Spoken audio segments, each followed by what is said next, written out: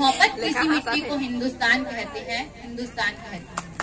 जो दुनिया में दिखाई दे उसे कहते हैं खामोशी, जो दुनिया में दिखाई दे उसे कहते हैं खामोशी, वीडियो वाला नहीं है। और जो आंखों में दिखाई दे उसे तूफान कहते हैं। जो ये दीवार है, जो ये दीवार का सुराग है साहब, चाइना, अमेरिका, पाकिस्तान साजिशों का हिस्सा है, मगर हम इसे अपने घर का रोशनदान कहते हैं, रोशनदान कहते हैं। परम सम्मानीय आदरणीय निर्णायक मंडल के सदस्यों, सभा में उपस्थित सभी गणमान्य, मैं लेखा चंद्रा देश प्रेम और राष्ट्र निर्माण के उस उपलक्ष्य पर आप सभी के सामने अपने कुछ विचार साझा करना चाहूंगा। आजादी, आजादी का असली मतलब वही समझ सकता है जिसने कभी गुलामी जी हो। यूं तो आजादी की लौ 1857 में ही चल चुकी थी, जो बरसाल बनकर 1947 में हमारे देश को आजाद कराई।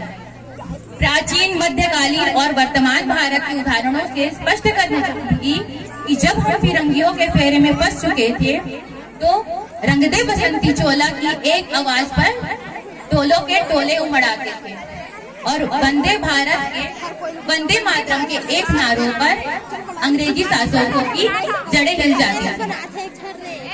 उसके बाद 65 और 71 के युद्धों में अपना सुहाग गवा देने वाली औरत जब घर के हालात ये हो जाया करते थे तो कहते थी कि प्यार भी भरपूर गया, मांग का सिंदूर गया, कि प्यार भी भरपूर गया, मांग का सिंदूर गया, नन्हे नौनिहालों की लंगोटियां चली गई, छोटी छोटी बेटियों की टोटियां चली गई, कि बाप की कमाई गई, भाई की पढ़ाई गई, ऐसा एक विस्फोट हुआ नहीं कि पूरे जिस्म की बोटियां चली गई।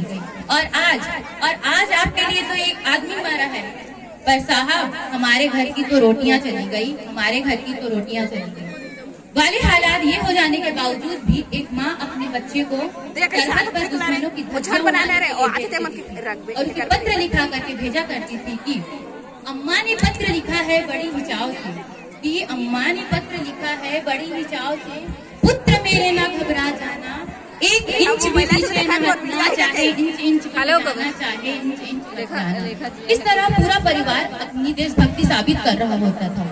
मेरे विचार में देशभक्ति वो है अगर कोई व्यक्ति अपना काम पूरी लगन, ईमानदारी और मेहनत से करे ना, तो वही सबसे सच्चा भक्त है। मैं नहीं मानती कि व्हाट्सएप, फेसबुक के डीपी को 3 रंग में रंगना ही देशभक्ति है।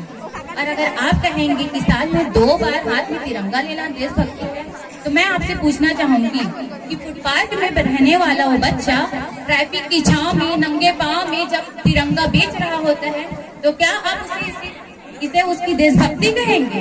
नहीं, ये उसकी देशभक्ति नहीं बल्कि उसकी पेट की शक्ति है जो उसे ऐसा करने पर मजबूर कर देती है।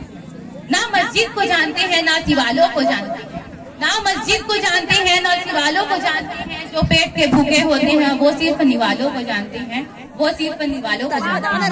अपने परिवार, अपने समाज, अपने देश के लिए समर्पण का भाव है और हर उस देशद्रोही के लिए तूफान है देशभक्ति, ताकि हर एक देशद्रोही समझ सके कि